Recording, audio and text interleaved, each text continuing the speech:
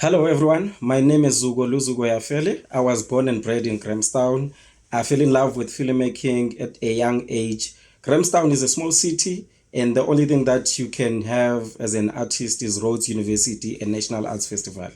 I was so inspired at a young age to be a filmmaker through a book that I got in the library, which was written by Mr. Letlapan Pahlele.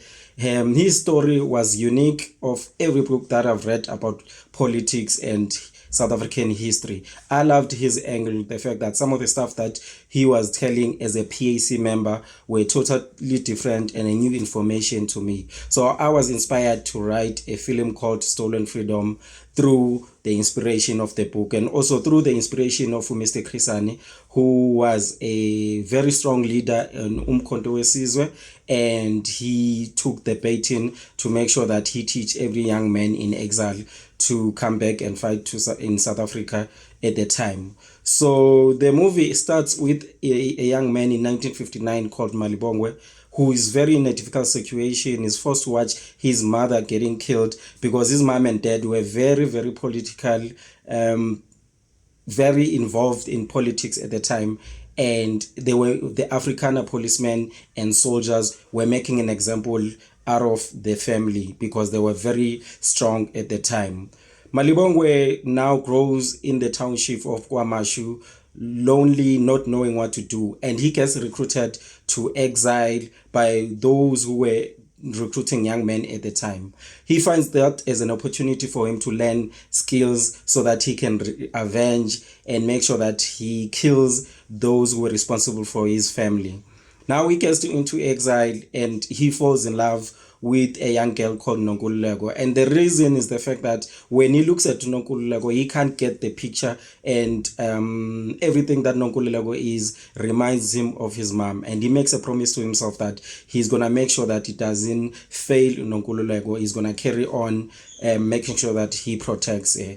But unfortunately, 20 years down the line, when he feels that he's ready to come back to South Africa, they get ambushed by one of the cruel and the main leaders of the Afrikaner movement and the police force. They are brought back to South Africa for further interrogation because Malibongwe is the main guy and the main source of information, and they want the information. But Malibongwe is very tough and he's not very easy to crack.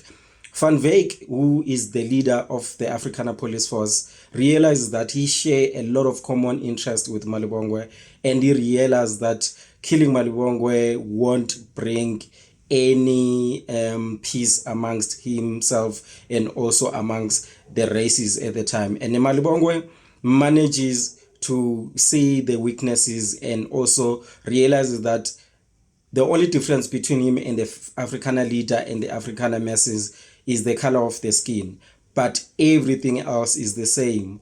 So that's what we're gonna play in the movie, where we're going to show mostly the human side of both the races, and also that we are not really that different. We almost unique and the same and same, but the only difference is the color of our skin.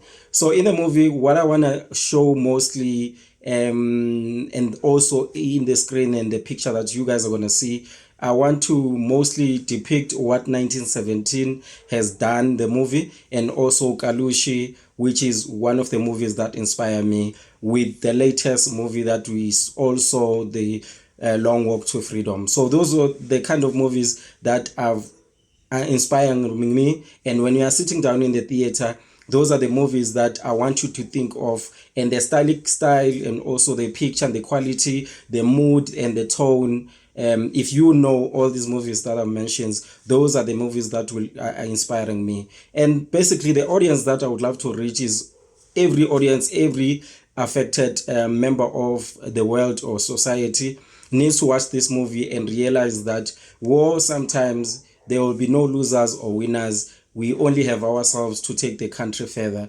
And also with the current state of South Africa, I hope when they are sitting in the theater, they are inspired and also remember that where we're coming from, so that we don't take the opportunities we have in South Africa for granted. And the funding that I wish to raise is 13 million so that I can achieve the dream that I want to achieve. Thank you.